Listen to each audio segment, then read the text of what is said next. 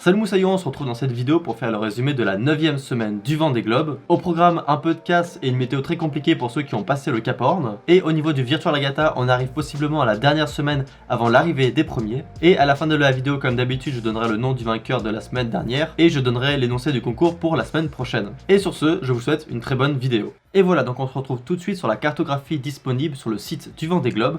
Et ce que je vous propose, c'est comme chaque semaine de refaire un petit récap de la situation où on s'était arrêté il y a une semaine. Alors en tête tout d'abord, on a Yannick Bestaven qui est le premier à passer le Cap Horn dans cette édition, suivi par Charlie Dalin. Et à l'arrière, on a deux poursuivants, Thomas Rouillant et Damien Seguin, qui se sont un petit peu extirpés de ce groupe de poursuivants. Enfin, Thomas Rouillant s'est fait rattraper et Damien Seguin a réussi à s'extirper de ce petit groupe de poursuivants. Enfin, ce gros groupe de poursuivants. À l'arrière, on a un autre petit groupe composé de Clarisse Kremer, Armel Tripon et Romain Athanasio. Et ensuite, à l'arrière, on a une sorte de petite queue leu avec tous les autres. Et pour fermer la marche, on a Sébastien Destremo, qui sera la dernière personne à passer le cap Lewin. Donc, ce que je vous propose, c'est de repasser à l'avant de la course et d'avancer un petit peu pour voir ce qui s'est passé par la suite. Voilà, on avance un petit peu et tout de suite, on va aller un petit peu en arrière pour aller voir en fait le cas de Alan Rohra. En fait, Alan Rohra a encore eu un problème avec une durite dans sa quille, donc toute l'huile s'est échappée et le vérin de sa quille ne fonctionne plus.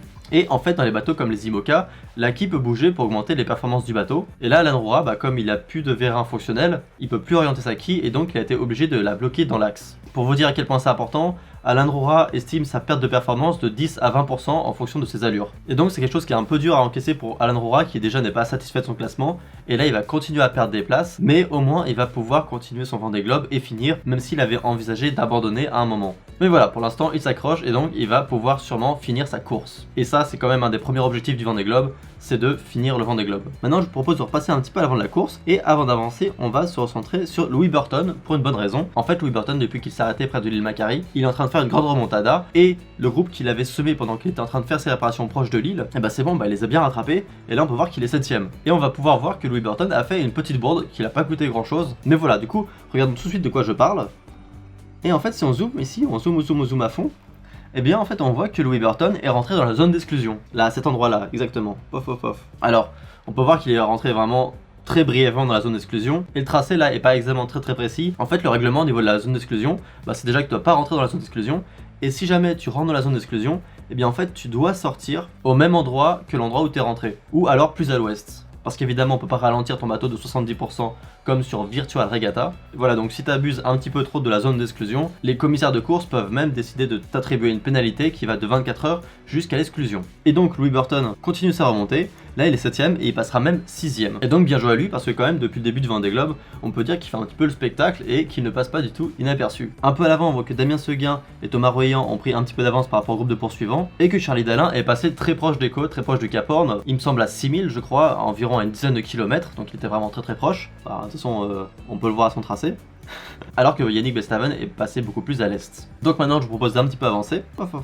Et là on peut voir deux choses. À l'arrière du groupe de poursuivants, on peut voir qu'Isabelle Joschk, qui était 7ème la semaine passée, se retrouve 11ème. Alors comment l'expliquer ? C'est assez simple, Isabelle n'a pas eu beaucoup de chance, elle a enchaîné beaucoup de casse matos, et donc ses performances se retrouvent très fortement réduites. Alors ça a commencé par la perte de son deuxième aérien, c'est-à-dire sa girouette, et ça a pour conséquence que son bateau en fait n'a plus l'information d'où vient le vent. Et donc qu'est-ce que ça a comme conséquence ? Et bien tout simplement, Isabelle doit beaucoup plus surveiller la marche de son bateau, donc se réveiller peut-être plus fréquemment, pour vérifier que son bateau est bien réglé, puisque maintenant son bateau n'a plus l'information. Et donc ça implique beaucoup plus de fatigue que pour les autres skipper. Ensuite il va y avoir aussi une de ses voiles d'avant, le Gennaker, qui va s'abîmer, donc elle ne pourra plus l'utiliser. Donc là ça veut dire un réglage en moins et forcément des performances en moins dans certaines configurations. Et en plus et surtout, elle va constater la perte d'un vérin hydraulique dans sa quille. Et donc là c'est à peu près la même configuration que pour Alan Rohra. Isabelle va perdre énormément au niveau performance, et donc jusqu'à la fin de son Vendée Globe, elle va devoir marcher un petit peu au ralenti et elle sera beaucoup moins compétitive. Heureusement Isabelle peut continuer la course, elle n'est pas hors jeu, mais voilà, psychologiquement c'est un coup assez difficile à encaisser, mais Isabelle garde le moral et va probablement réussir à finir la course. À l'avant de la course, on voit déjà que la météo compliquée, là on peut regarder vite fait la météo, vous voyez que c'est un sacré bordel,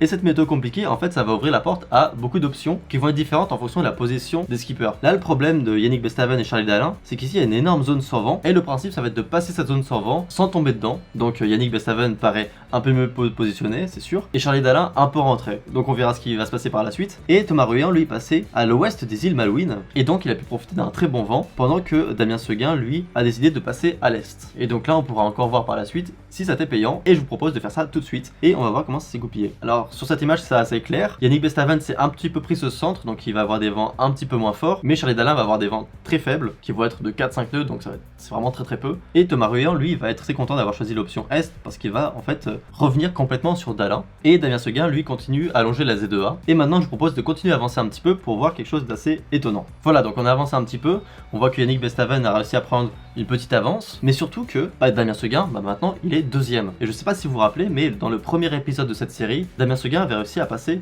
premier. Et à ce moment-là, je vous racontais que il était premier à ce moment-là, mais que pour la suite, il allait sûrement être semé en fait par les bateaux qui ont des foils, et que passer le Cap Horn, Damien Seguin aurait été largement derrière, parce qu'il n'avait pas tout simplement cette technologie, et donc il ne pouvait pas lutter. Et là, on vient de passer le 3e cap du Vendée Globe, et on voit que Damien Seguin arrive encore à accrocher la 2e place. Et en plus, il y a même d'autres bateaux sans foil qui sont juste derrière lui. Il y a Benjamin Dutreux, il y a évidemment Jean Le Cam, et donc si vous en rendez pas compte maintenant, là vous pouvez vraiment remarquer que cette édition du Vendée Globe est très surprenante et peut-être aussi très riche en enseignements. Mais bon, en tout cas pour l'instant, là Damien Seguin se retrouve dans une zone avec beaucoup moins de vent, et Yannick Bestaven, Charlie Dalin et Thomas Ruyant dans une zone beaucoup plus confortable. Donc Damien Seguin va pas conserver sa 2e place très longtemps, mais c'est quand même incroyable ce qui s'est produit dans ce Vendée Globe. Donc je vous propose de continuer à avancer pour voir comment ça s'est goupillé tout ça. Hop. Et voilà, donc on se retrouve dans une nouvelle configuration. Donc là tous les bateaux sont gentiment bien alignés. Comme ça on a un joli petit classement très propre. Et on voit que Yannick Bestaven, alors ça il l'avait prévu, il l'avait vu venir, il se retrouve dans une zone avec très peu de vent et donc il voit tout le monde revenir derrière. Vous voyez là il y a une dépression qui amène plein de vent pour tout le monde, donc même Charlie Dalin et Thomas Ruyant ils en profitent, et même tout le petit groupe derrière, tout le monde en profite, et Yannick Bestaven lui il se retrouve un petit peu bloqué. Donc la suite pour eux ça va être d'essayer d'aller accrocher les alizés très rapidement, pour pouvoir bénéficier d'un vent beaucoup plus constant et pour pouvoir peut-être un petit peu se reposer après toutes ces épreuves. Mais pour rejoindre les alizés, la météo n'est toujours pas très facile et passer l'anticyclone de Sainte-Hélène va se révéler, je pense, encore très compliqué. Mais ça, les prévisions météo, on verra ça quand on sera sur Virtual Regatta. Mais avant de passer sur Virtual Regatta, je vous propose de faire un petit point sur un petit peu l'arrière de la course. Un petit peu à l'arrière, on voit que Manuel Cousin a fait une trajectoire un petit peu bizarre. C'est parce qu'il a eu une panne de pilote automatique et donc son bateau a empanné sans le vouloir. Donc un empannage, c'est quand les voiles changent de côté en passant dos au vent, et cette manœuvre, si elle n'est pas maîtrisée et quand il y a des vents un petit peu forts, ça peut être très violent et abîmer beaucoup le matériel. Et ce qui s'est passé pour Manuel Cousin, sa grand voile s'est beaucoup abîmé et donc ça l'a un peu ralenti et il a dû faire des réparations pour pouvoir repartir comme avant. Et donc maintenant on peut revenir sur une skippeuse dont on avait dit quelques mots la semaine dernière, c'est Pip Air, qui elle a vraiment une casse très chiante. En fait elle a découvert qu'il y avait une fissure dans son système de gouvernail. Donc le système de gouvernail c'est très important parce que sans gouvernail tu peux pas diriger ton bateau, et donc avoir une fissure dans son système de gouvernail c'est très inquiétant. Et en plus Pip Air était dans des conditions très compliquées, mais elle a réussi à changer la pièce qui était endommagée, c'est-à-dire le safran. Et donc là ce qu'elle racontait c'est qu'elle était couverte de bleu, mais elle a réussi à faire cette réparation dans des conditions compliquées, donc vraiment bien joué à elle. Et voilà, maintenant ce que je vous propose, c'est de passer tout de suite sur Virtual Regatta pour voir la météo à venir et surtout voir ce que nous on a fait, les petits skippers virtuels. Et voilà, donc on se retrouve tout de suite sur Virtual Regatta, et ce que je vous propose comme chaque semaine, c'est d'aller voir la trajectoire de François Gabard. Voilà, donc le bateau de François Gabard, qu'est-ce qu'il a fait? Son tracé est toujours en rose. Bon là je vous avoue que c'est pas forcément un tracé très intéressant cette semaine parce qu'en fait il a traversé les alizés et le passage du poteau noir a pas été très compliqué, donc ça a été une grande ligne droite. Et vous voyez ces derniers jours il a simplement essayé d'optimiser la marge de son bateau, mais il n'y a pas vraiment eu de grandes décisions stratégiques. Donc je vous propose directement de comparer sa trajectoire par rapport au premier de la course. Voilà, donc le premier de la course c'est Rise Eleven, et si on compare un petit peu les trajectoires, on voit que c'est pas très différent de François Gabard. Enfin vraiment on voit bien deux lignes droites et chacun a optimisé comme il le sentait et en fonction de sa position. Mais la grande différence entre Rise Eleven et François Gabard, c'est que Rise Eleven actuellement se trouve beaucoup plus à l'est. Donc là c'est un petit peu comme à l'aller, Rise Eleven a un meilleur classement parce qu'il se trouve plus proche de la trajectoire la plus directe. Mais est-ce qu'il est mieux placé? Eh bien on peut voir ça en regardant les prévisions météorologiques pour la suite. Alors là il faut beaucoup dézoomer et on va regarder. Alors là déjà on peut voir qu'il y a un vent plutôt portant ici, et près de l'Espagne c'est un vent qui descend plutôt vers le sud, donc pas très intéressant. Dans 24 heures, la tendance se confirme, on voit bien qu'aller proche de l'Espagne, c'est pas très intéressant, alors que proche des Açores, là, ça commence à devenir intéressant, c'est des vents portants, et donc on va beaucoup plus vite dans cette zone-là. Et donc ça commence à justifier de pourquoi le gros de la flotte se dirige un peu plus vers l'ouest. À 48 heures, la tendance se confirme, et en plus ici, il y a une zone sans vent qu'il faut vraiment éviter. Et vous voyez, même quand on regarde à dans 5 jours, on voit bien ici qu'il y a un couloir proche des Açores qui est très intéressant, alors que proche de l'Espagne, si vous allez par là, vous allez vous retrouver face au vent, et donc ça explique pourquoi le gros de la flotte se dirige plutôt vers l'ouest. C'est pour passer le centre ici où il y a très peu de vent, et ensuite aller prendre le vent proche des Açores pour ensuite arriver au Sable d'Olonne, sûrement la semaine prochaine. Voilà, donc maintenant revenons au vent de maintenant et allons vers le petit groupe qui est proche de la flotte réelle. Enfin, le petit groupe, en fait, c'est un énorme troupeau, hein, on peut appeler ça comme ça.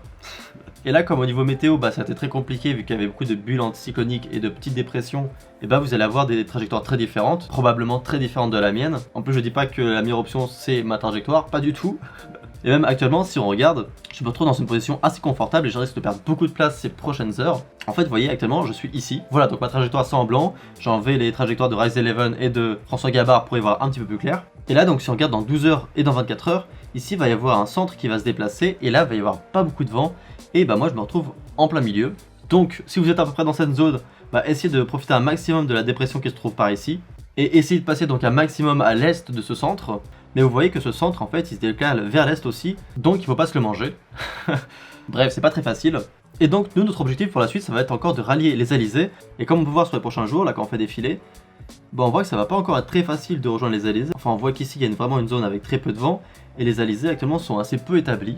Donc, ça va être encore une bonne tranche de plaisir, et on va vraiment pas aller aussi vite, comme d'habitude, que le groupe de tête. En revanche, ça va permettre à ceux qui sont derrière de encore pouvoir attraper pour encore grossir notre groupe.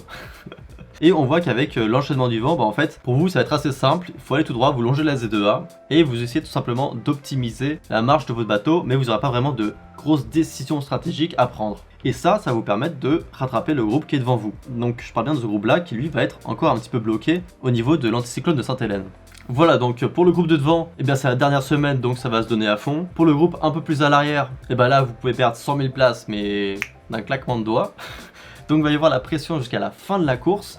Et si vous êtes même encore avant le Cap Horn, il y a encore beaucoup à jouer et vous pouvez encore attraper énormément de skippers, donc vraiment n'abandonnez pas. Vous allez vraiment pouvoir grappiller beaucoup de place ces prochains jours. Donc maintenant, ce que je vous propose, c'est de faire un petit point sur le classement. Alors évidemment, en tête, on retrouve Rise 11. Ensuite, on retrouve Cochon d'Inde of the Sea, qui aura sûrement un bonus parce qu'il a un pseudo vraiment stylé.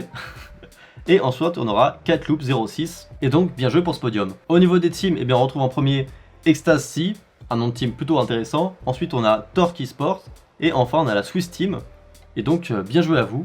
Au niveau de l'association Sailing Team, on arrive à se stabiliser autour de la place, autour du classement 100-150, donc c'est vraiment pas si mal. Et on a vraiment quelques joueurs qui se classent vraiment très bien, donc vraiment bien joué à vous. On a bien réussi la mise en confiance du pigeon, on est arrivé en mode saucisson et finalement il y en a certains qui sont très chauds. Et voilà, donc maintenant il est temps de vous donner le résultat du concours de la semaine dernière, où je vous avais demandé de me donner une espèce de la faune marine un peu originale, en fonction de vos critères comme d'habitude. Et là vous avez été nombreux à me dire les dauphins, les orques aussi beaucoup, et aussi 2 fois les colocantes. Alors là je sais pas si je le prononce bien, et je vous avoue que toutes ces espèces me plaisent bien, mais il y a une espèce qui est sortie du lot, ce sont les holoturies proposées par le skipper Gog. Alors les holoturies, certains les appellent les concombres des mers, et ce qui est rigolo à savoir sur cette espèce, c'est que certaines holoturies ont une rangée de dents anales, et donc ça n'a rien à voir avec la digestion, c'est simplement pour se défendre, parce qu'ils sont obligés de laisser leur orifice ouvert.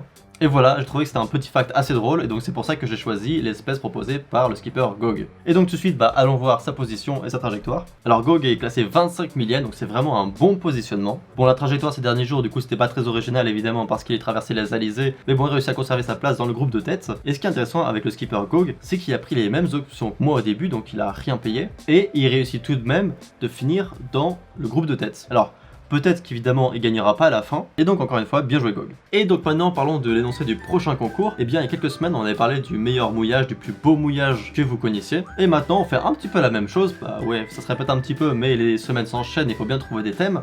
Et donc maintenant ça va être la même chose mais avec les ports. Quel est le port qui vous fait le plus rêver, le plus beau, le mieux conçu, le plus mignon, le plus isolé? Enfin comme d'habitude vos critères, moi ce que j'aime bien c'est l'originalité comme d'habitude. Et en tout cas je vous remercie pour votre participation chaque semaine à ces concours. Enfin je trouve ça grave intéressant, enfin je découvre plein de choses quand je lis l'espace commentaire. Et donc j'espère que c'est aussi profitable pour vous. Et donc je vous en prie, faites-nous découvrir votre petit coin champignon ou alors les ports où vous aimeriez bien aller tout simplement. Et voilà, donc c'est la fin de cette vidéo. Si la vidéo t'a plu, n'hésite pas à mettre un petit pouce bleu et à t'abonner. Évidemment je vous donne rendez-vous la semaine prochaine dimanche à 10 h. Et sur ce je vous souhaite bon vent, amusez-vous bien, ciao ciao.